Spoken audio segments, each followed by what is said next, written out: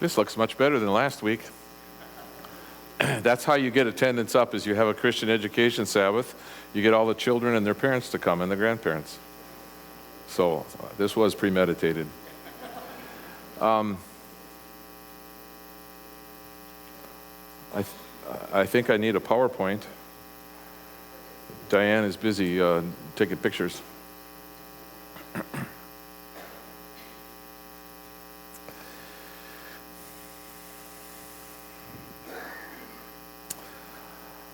How many of you have been blessed by Dottie over the years as she's walked the halls and hugged and greeted you? I wonder if she would like to see some of you where she is right now. There should be a line out her door of people greeting her and giving back to her what she has given to you. She deserves that. So I would encourage you to show up and visit her. And I also want to tell you that Hal had surgery yesterday and it was successful. He will be home either tomorrow or Monday. So you don't need to worry about visiting or sending cards down there. He'll be home. And Jackie said that the surgery was a success. So for those of you who are interested, just wanted to share that with you. And I believe David, Abby had surgery also. And I'm told that was a success. Does anybody have any other information about that? Is he doing okay? So we've had some positive news, answers to prayer.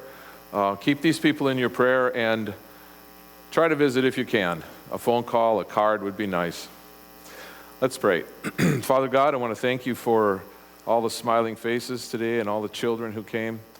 And I pray that we would be blessed this morning because you have been in our presence. We thank you for your son, Jesus, and we pray in his name. Amen. As you know, I was not raised an Adventist, and so I had no affiliation with Adventist schools and knew nothing about the Adventist education system growing up.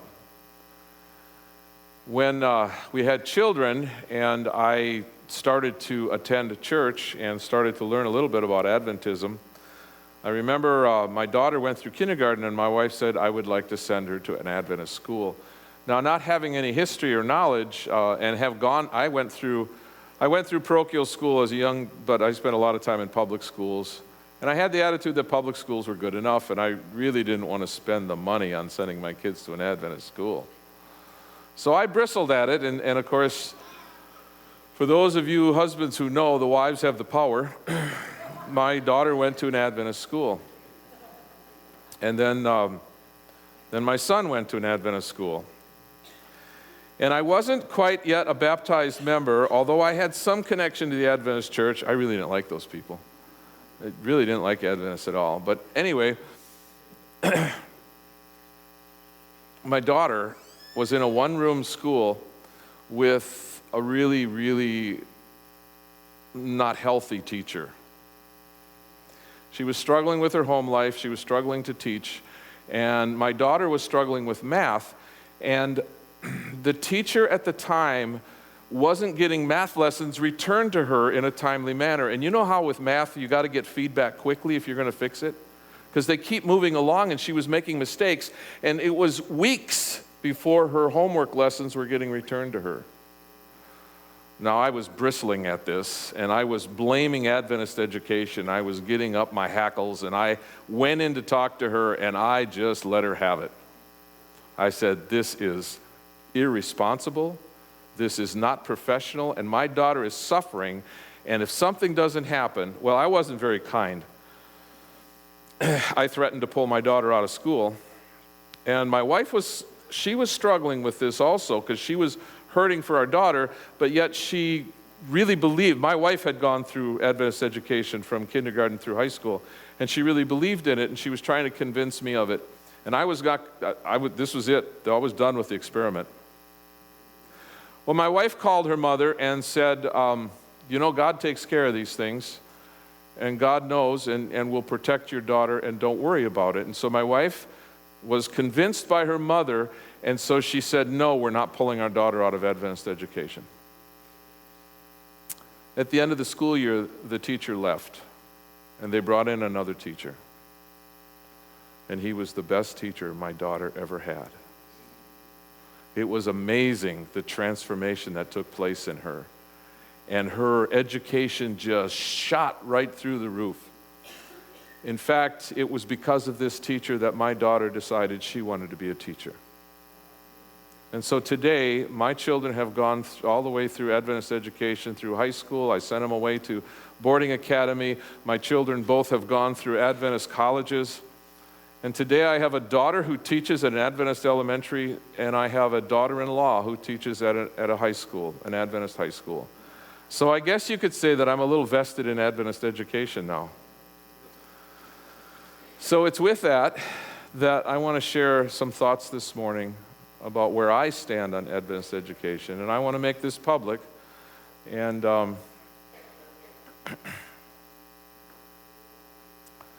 let's get on with it. Eric read the text this morning. Let the little children come unto me. Do you think your children are important to Jesus? Do you think Jesus longs for the children to come to him, to be taught of him? You see, in the first 6 years, and this isn't just our prophet who says this, modern social scientists now have decided that within the first 6 years of the development of a child, that child's character is going to be set for life.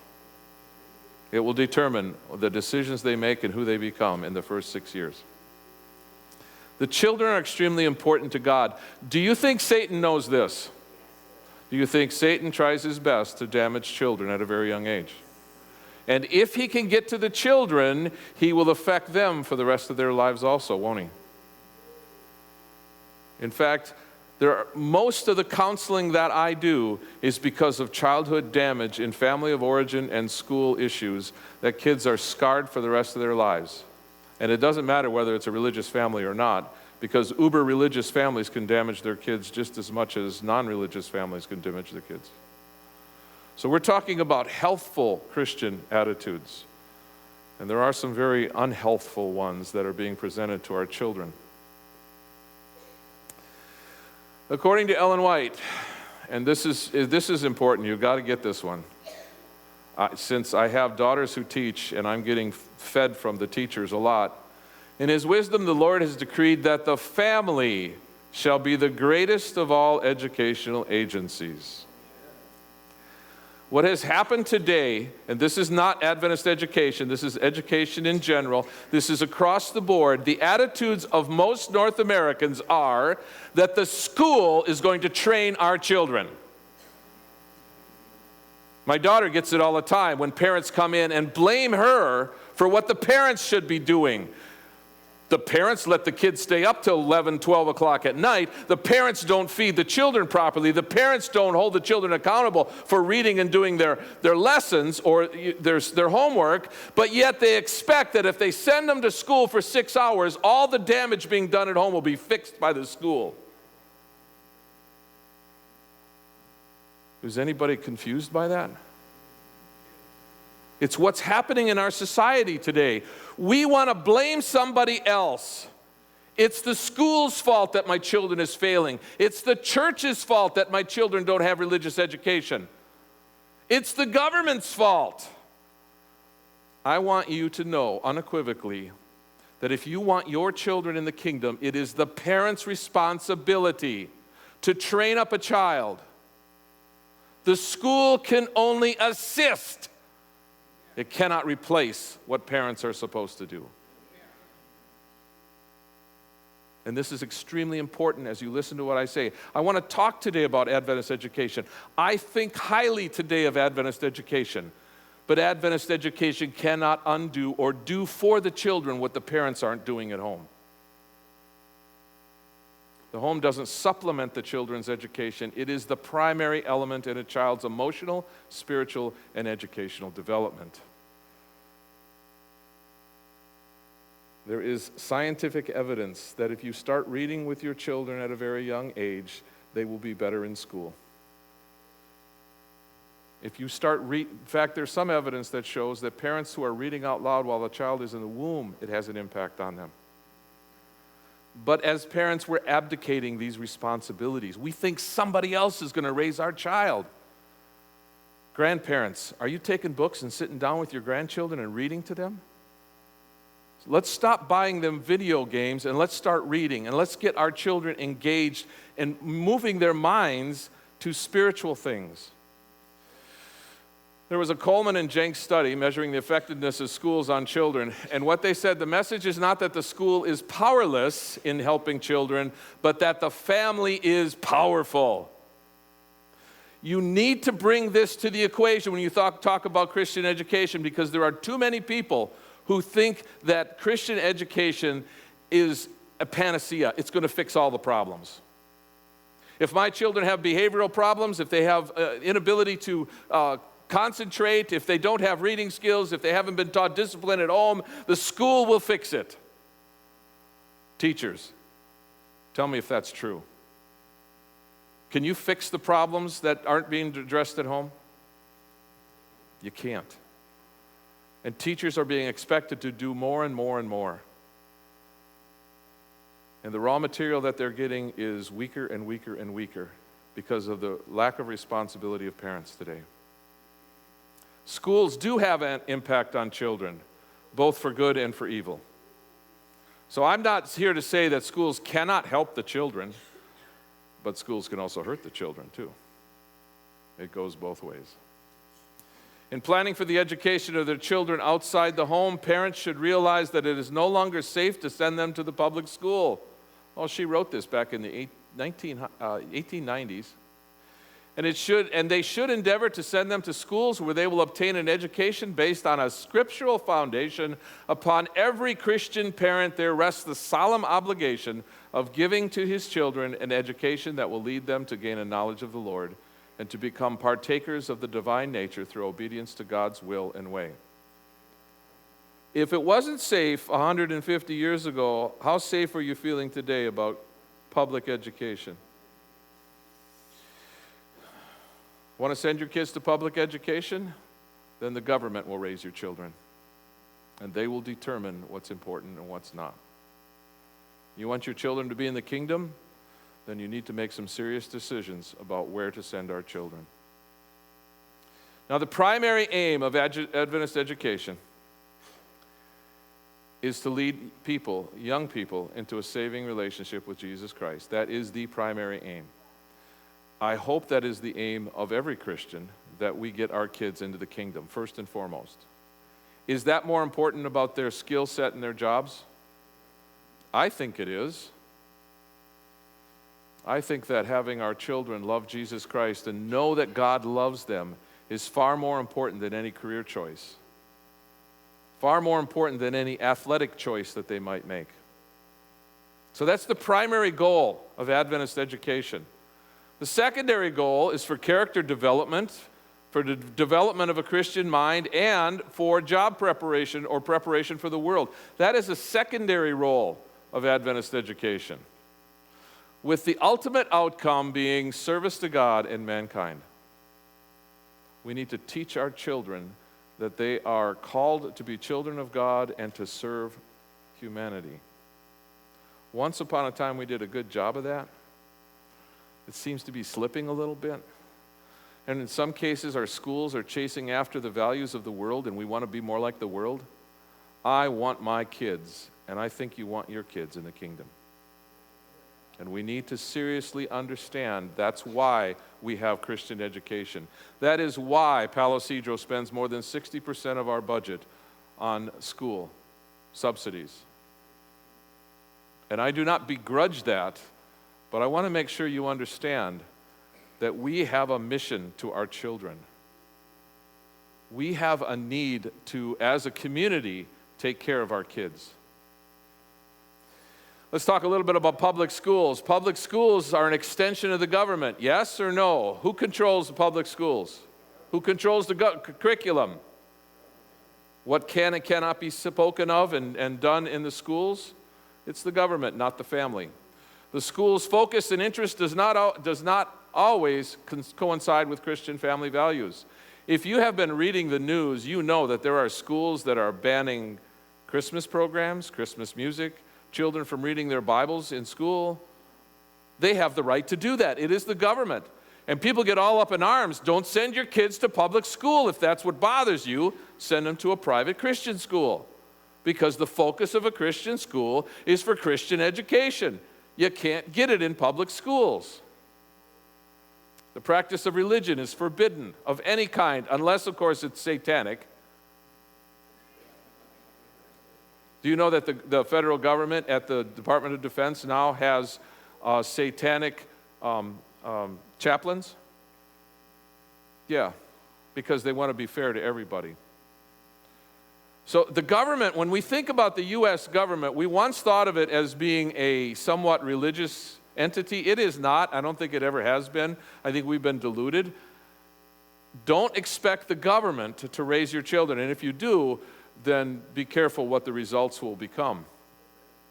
Issues relating to origins and evolution. Regardless of where you sit on this, the positions in public schools are against biblical concepts of issues of origin and evolution. And moral values. You know, I've got a lot of experience with kids who are in the Cleveland public school system. It is the fifth worst school system in the nation, based on graduation rates, based on test scores, based on dropout. Kids graduating high school are not reading at a 5th grade level, and they're graduating high school. This is a public school.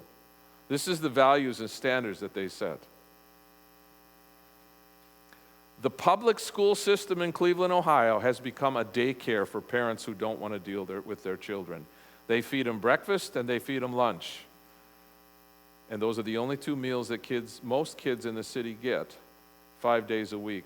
And they're actually starting a program where food pantries like the one that we ran are to give out baskets to the kids for the weekend so that at least they might get 2 meals on the weekend, because parents aren't giving their kids food. They're not feeding their kids. They're not home to take care of the food issues. So,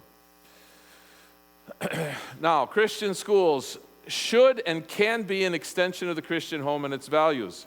I say that it should and can because if parents don't get involved with the school, it won't know the values of the parents. So one of the important things that you need to understand as parents and constituents of the school is you need to be involved. We need to strengthen our involvement with the school. Seventh-day Adventist schools should be fully in line with the values and biblical understanding that non-Adventist schools will not be. We hope that our schools teach about the Sabbath and hold the Sabbath sacred. We hope that our schools are in alignment with state of the dead and issues such as the second coming. These will not be found in non-Adventist Christian schools. In fact, if you need to put your kids in a conflict, send them to a non-Adventist school and see how the kids tease them about some of their belief systems and the controversies that are created with our children when they have to defend Sabbath. How come you can't play ball on the Sabbath? Oh, because some stupid rule my parents have. Now, I've had involvement with both large and small Adventist schools, probably a little bit more with small schools. The school where my daughter is teaching is a little bit smaller. I think there's 45 in enrollment at her school. You're at 63 or something like that? 65? So she's a little bit smaller.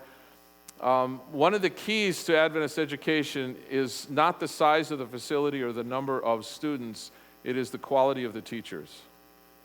And I will tell you, knowing firsthand, that our teachers are highly committed, they're highly skilled, and extremely underpaid. My daughter doesn't do this because she's making a lot of money. She believes it's a ministry, and she is called to be a missionary. And that is what keeps her teaching, not because she's going to get rich anytime soon. She has been offered jobs in the public sector, and she has turned them down because she sees her teaching as a mission field. Now, in Ohio, which is different than California in a lot of ways, Ohio accepts vouchers. So when you have a failing school district, a public school district, the parents can petition for a voucher and have their the money that would go to the public school go to the parents to go to whatever school. She has about 6 kids in her class that have vouchers that come from the public schools. And these kids are extremely come from broken homes and really bad discipline. And it's amazing after 2 or 3 years what's happened to those kids and how they've just turned around. And then these kids are making huge changes in their lives, irrespective of coming out of the projects.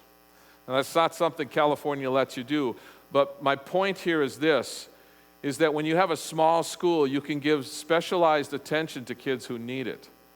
And you can bring kids along in a different way. So it's not always the size of a facility, it's about the commitment and the skill level of the teachers.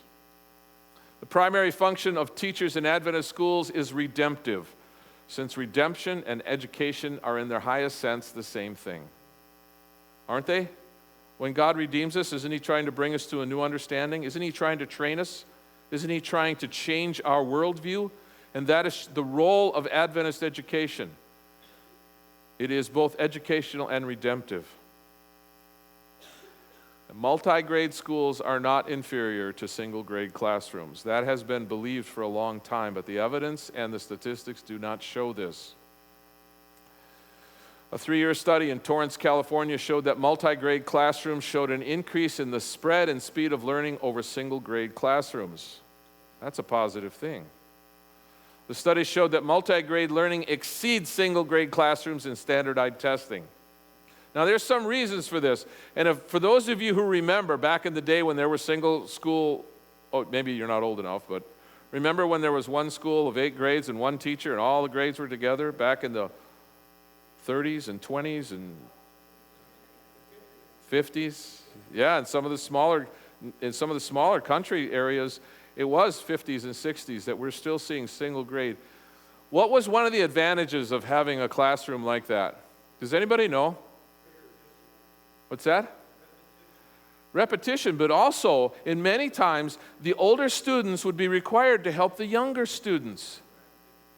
And what happens is when the older students help the younger kids with things like math, they got it better.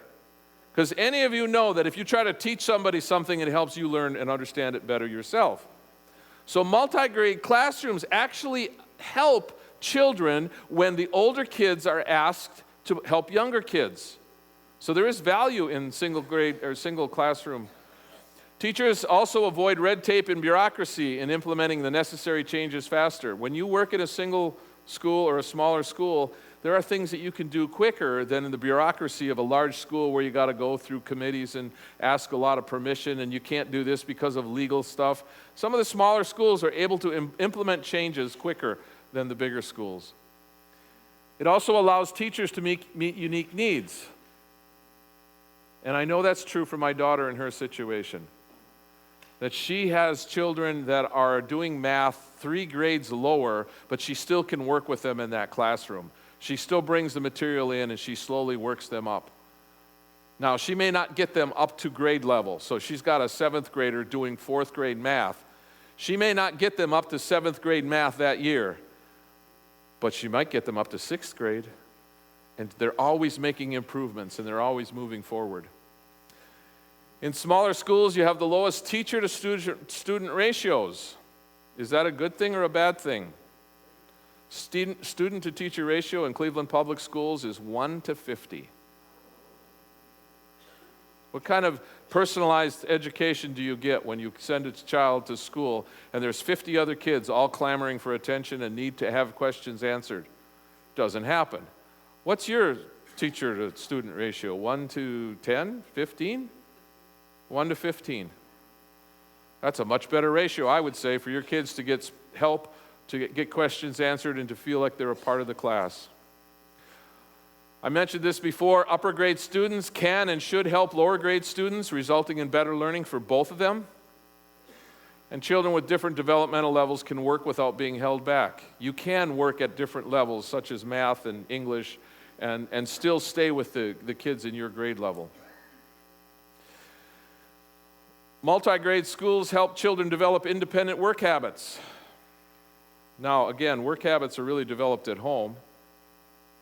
They can be adapted in a multi-grade level. But the kids who want to work faster, in most cases, the teachers can let them work ahead. I do know that there's one 7th grader that in my daughter's school that is doing 9th grade math right now. He is good. And she's not holding him back. She's getting him the material and she's letting him go. And so this is a child that normally would get bored because he'd be stuck having to do the 7th grade lessons, and he's doing 9th grade math, and he's just amazing in math. He's got a little bit of a behavior issue, but in math, he's really good. It aids in lowering bored kids, and I just talked about that, who might be held back by their classmates. Small schools provide a family atmosphere. They provide more and quicker parental involvement, and that can be good or bad. Let me tell you a story about a parent. Let me tell you a story about a parent that my daughter is just literally losing her hair over. And if you're one of those parents, I want to shame you right now. You heard the term helicopter parent? You know what that is? Parents that hover over their children? Well, this parent is a super uber helicopter parent who believes that if her child is not excelling, that mom is failing. Now, what does a super uber helicopter parent who fears failure of her children to be a reflection on her, what do you think she does? Push. No, she does the work for the kids. She does the work for the kids.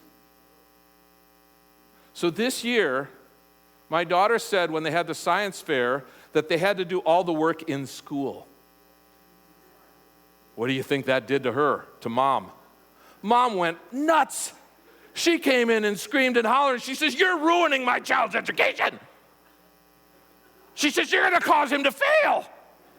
Oh, and she just went off on my daughter, and my daughter says, "No, I just want him to do the work." And mom lost it. Went to the board screaming and hollering how bad a teacher my daughter was, because my daughter insisted that the child do the work, not the mother. 2 years ago, I was a judge at their science fair. It was a history fair, it wasn't a science fair. He had a high school level project when he was in 6th grade. And there were things in his project that I know he did not put on that board in that presentation. I know that dad was out there building and mom was drawing, and we're talking, whew. So parents can sometimes subvert the education of their children in various ways. Either they're not helpful enough or they're too helpful. See, how much do you think that child was learning when mom was doing all the work for him? There's no learning taking place. He backs off and says, "Mom, I can't do it. Fix it for me." So we got to be careful with the parental involvement thing. So one of the questions that's asked, and this is nationwide, you all know that Adventist education is in decline, right? You know that.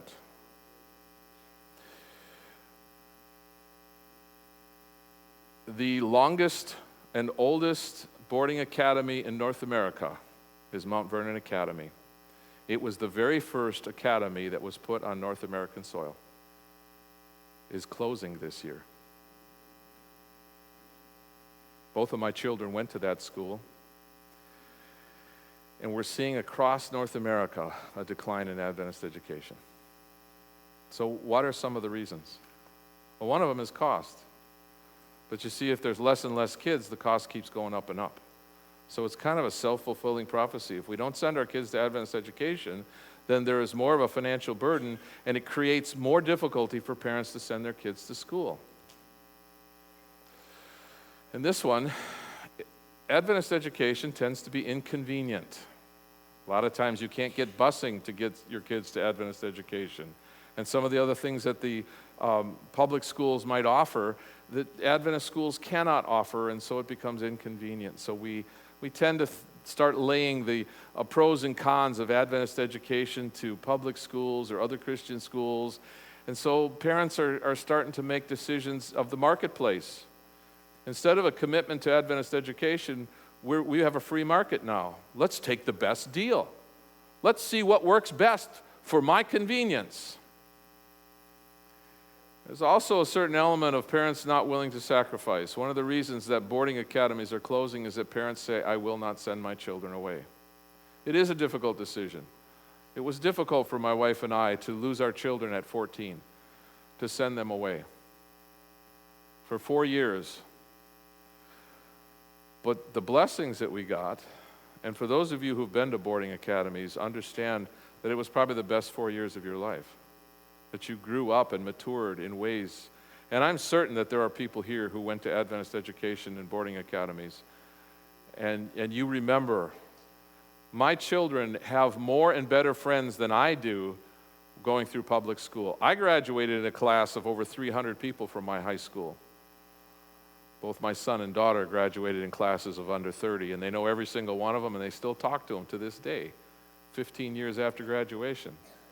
So there is a uniqueness about Adventist boarding academies, but parents seem to be unwilling to sacrifice some of the things that need to happen in order for our kids to experience Adventist education.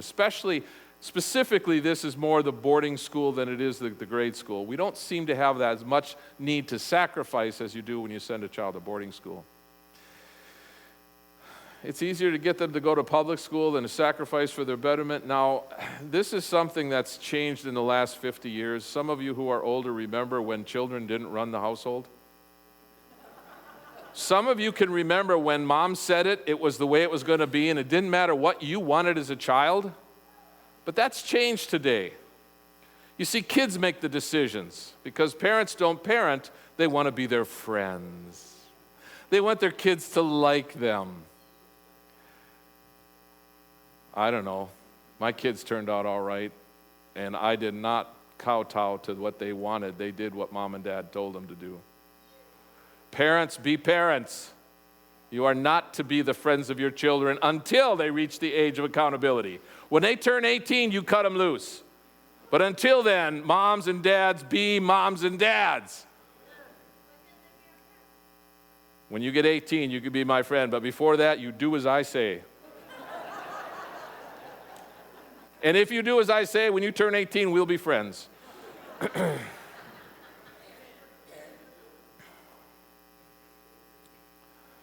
Someday you'll know what I'm talking about. And along with that, sometimes as parents, we're myopic. And by that I mean we don't see the big picture. We look at the small needs right now, but we don't see the magnitude of the experience. And I'm going to go back to what's the purpose of Adventist education? To get our kids in the kingdom.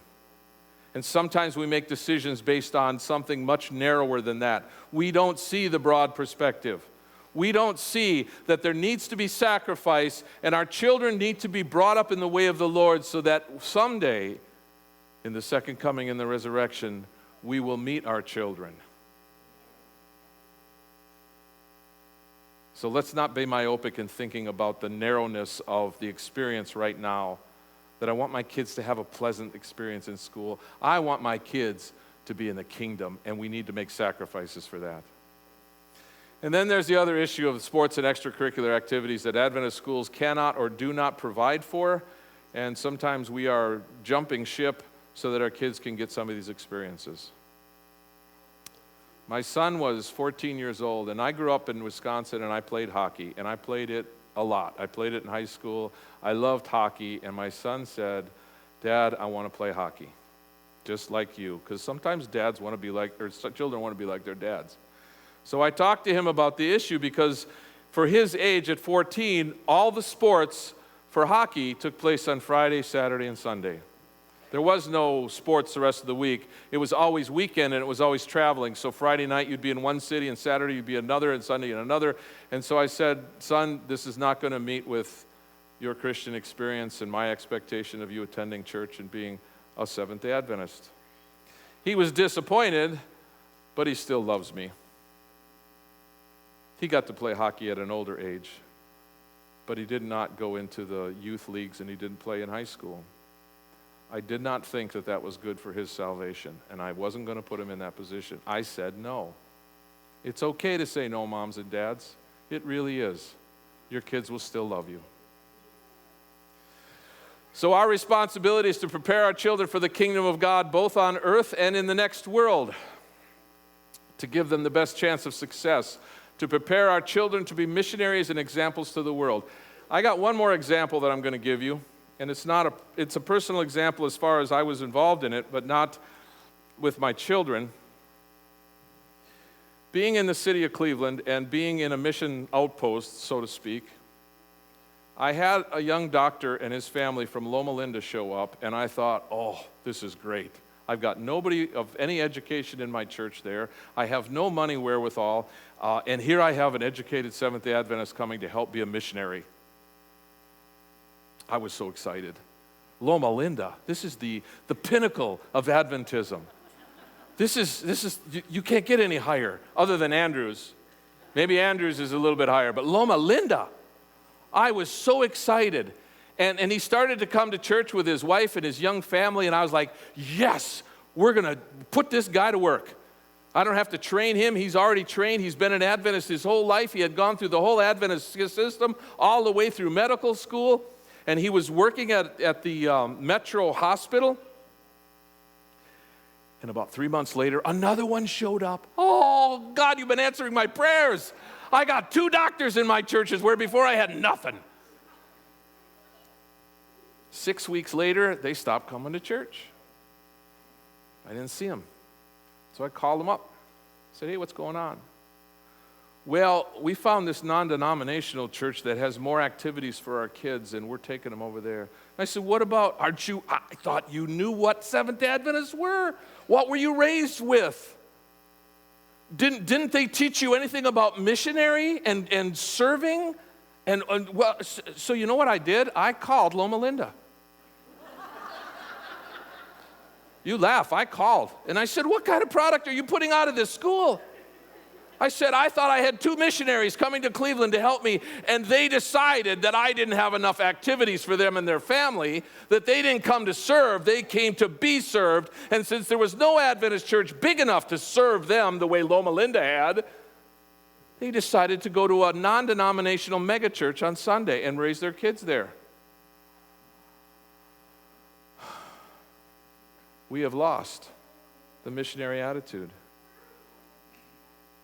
And we need to recover that and to teach our children we are here to serve the King.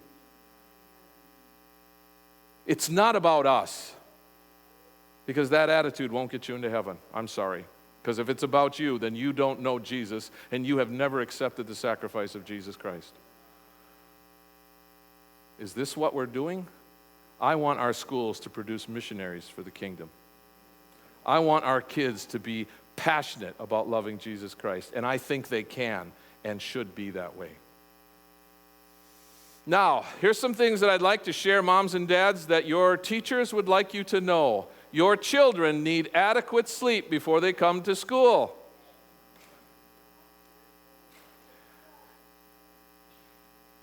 Are you nodding your head? Thank you. Your children should not be staying up till 1 o'clock playing video games. They need to go to bed at a reasonable time so they don't sleep in school. You want the best out of the education offered? The kids need to be alert and awake. And I don't care if they complain, moms and dads. Be moms and dads. Tell them you will go to bed at 9 o'clock. Oh, my kids went to bed at 8. You're a good man. I like you already. 8:30, that's a good time. Get some sleep for your kids. Secondly, give them a good breakfast before you send them off to school. The kids need to eat something because they won't be alert if their body is starving for food. You want the best they can get out of education? Give them a good breakfast. And this one won't go over really big, but minimize their electronics time. I'm not saying take it away, but minimize it. There are certain things that happens to brain activity when you have excess involvement in video, whether that be computers, video games, or TV. Now, I shared this story this morning. I'm going to share it now.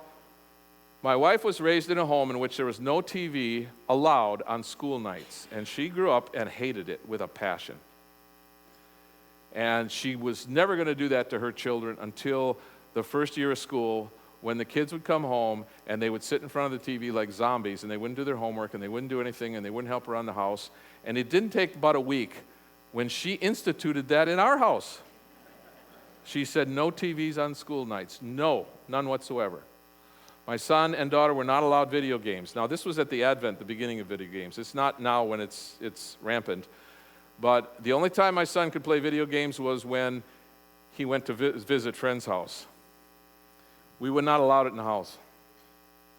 And of course, this is before the iPhone and the iPod and all that stuff, so that everything's online. You had to buy the video games with the video game things.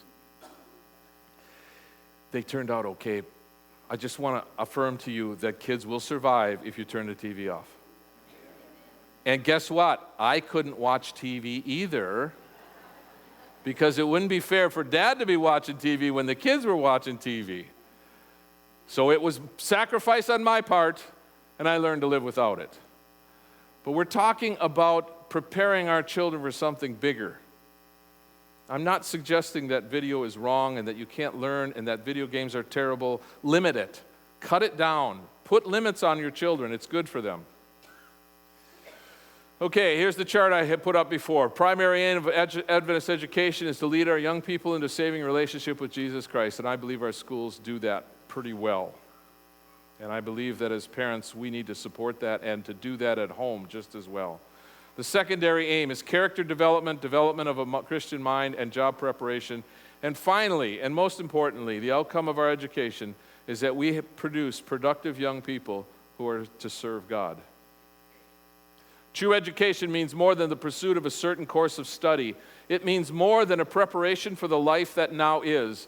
It has to do with the whole being and the whole period of existence possible to man. In the highest sense, the work of education and the work of redemption are one. We are not preparing our children for a job on this earth. We are preparing our children for the kingdom of God. So I support Adventist education. I just want to make that really clear. And I would encourage any parent who does not send their children to an Adventist school to seriously contemplate making the sacrifices necessary to raise up your child with Adventist education. And I think we as a church should do more than just throw money at the school, but we need to be actively engaged in making sure that we support the school that is helping us to educate our children for the kingdom.